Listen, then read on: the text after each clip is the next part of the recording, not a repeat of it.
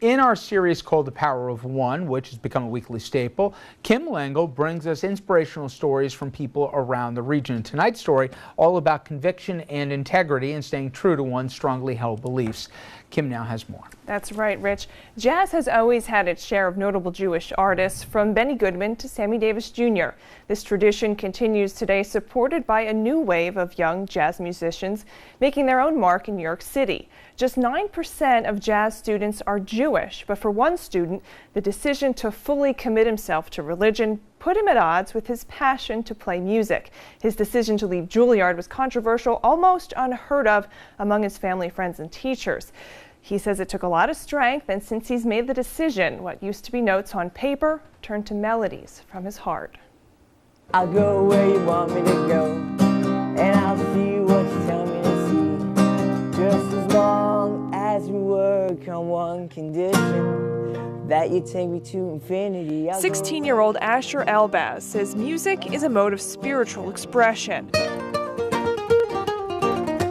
Whether he's playing in New York City clubs, outside, or in his bedroom. My religious identity is something that drives all of my music forward. And I wouldn't say it in such a clear sense, like, I don't go walking around with my guitar and going, hey, I'm Orthodox, But I feel like that spirit of everything that I believe in, everything that I practice in my everyday life is always present in my music. When Asher performs in clubs, he stands out. One, because of his young age, and two, because he always wears a yarmulke, a religious covering for his head.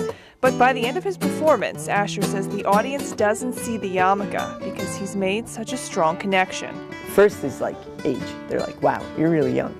Then I take my hat off, and now I'm Orthodox.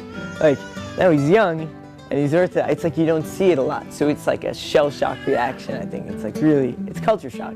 And I think people really react positively to it from my experience. I love it. I mean, it's a kind of thrill for me. But Asher admits it wasn't always this way. In 6th grade, he transferred into an Orthodox school, leaving behind his secular childhood. 2 years later, now keeping kosher, one thing separated him from the other students he prayed with. He still attended Juilliard on Saturdays, a day that's supposed to be for rest and worship. So I told my parents, and I said, listen, you might think I'm crazy, but I want to keep Shabbos, and I don't want to go to Juilliard on Saturday.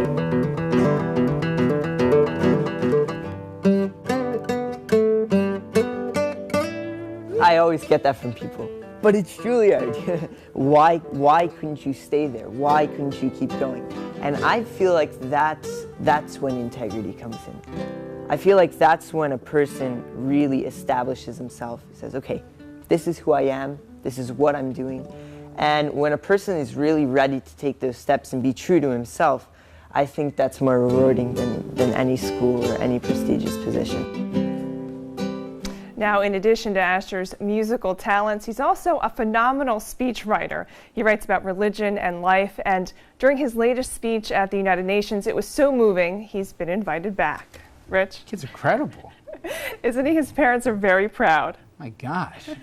Amazing kid. I think back to 16 was, I know, what we were doing at 16. God. A great story. Thank you, Kim.